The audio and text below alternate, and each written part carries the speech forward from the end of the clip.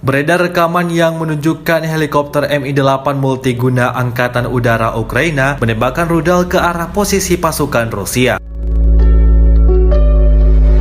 Rekamannya ramai beredar di Telegram pada Jumat 15 Juli 2022. Dalam keterangan unggahan disebutkan rudal helikopter Mi-8 yang diluncurkan berhasil mengenai sasaran.